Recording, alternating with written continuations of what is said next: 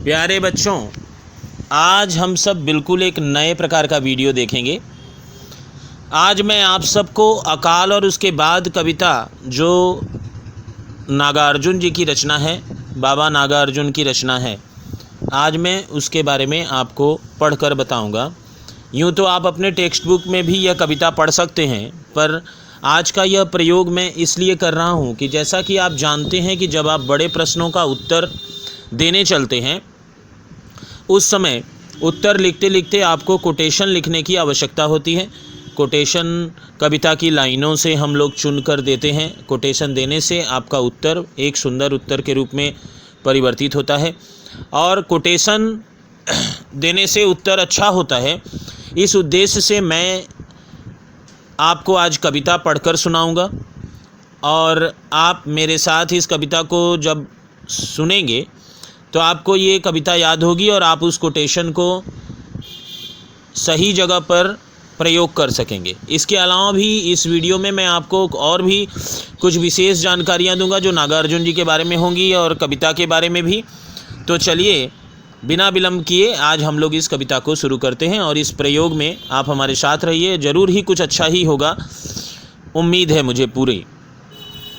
अकाल और उसके बाद बाबा नागार्जुन जी की रचना है। नागार्जुन जी का वास्तविक नाम बैद्यनाथ मिश्र था। इनका जन्म दरभंगा जिले के तरौनी नामक ग्राम में सन 30 जून 1911 ईस्वी में हुआ था।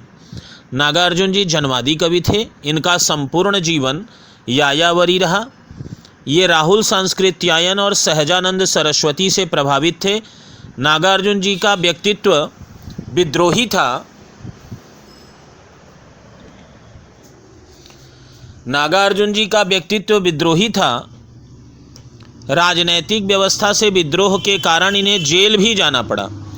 ये यात्री और राही नाम से भी लिखते थे। इन्होंने हिंदी के अतिरिक्त मैथिली, गुजराती तथा संस्कृत में भी रचनाएं रची हैं।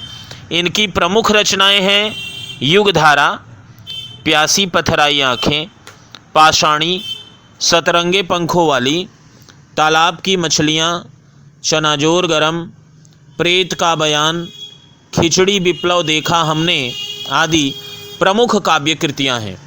रतिनाथ की चाची, बलचनामा, बाबा बटेश्वर नाथ, वरुण के बेटे, कुंभीपाक आदि इनके प्रमुख उपन्यास हैं। बाबा नागार्जुन जी प्रगतिवादी काव्यधारा के कवि थे। यह धरती से जुड़े जनवादी कवि थे। स्थानीय मुद्दों, युगीन राजनीति एवं सामाजिक प्रश्नों के साथ साथ व्यक्ति मानस में के कोमल भावों की उत्कृष्ट अभिव्यक्ति उनके काव्य में हुई है। बाबा नागार्जुन की रचनाओं में सामाजिक यथार्थ झलकता है। पत्रहीन नग्नगाछ नामक मैथिली रचना के लिए उन्हें साहित्य अकादमी पुरस्कार प्रदान किया गया और इनकी मृत्यु सन 1998 में 5 नवंबर को हुई। 5 नवंबर 1998 ईस्वी को इनकी मृत्यु हुई। अब हम लोग इनकी अकाल और उसके बाद कविता की लाइनों को देखेंगे। तो लाइन कुछ इस प्रकार से है, पंक्तियाँ कुछ इस प्रकार से हैं। कई दिनों तक चूल्हा रोया चक्की रही उदास, कई दिनों तक कानी कुतिया सोई उनके पास, कई दिनों तक लगी भीत पर छिपकलियों की गश्त, कई दिनों तक चूहों की भी हालत रही शिकस्त। दाने आए घर के अंदर कई दिनों के बाद, धुआं उठा आंगन के ऊपर कई दिनों के बाद, चमक उठी घर भर की आंखें कई दिनों के बाद, कौवे ने खुजलाई पाँखें कई दिनों के बाद। तो ये कविता की लाइनें हैं। आप इसे बार बार कई बार सुने।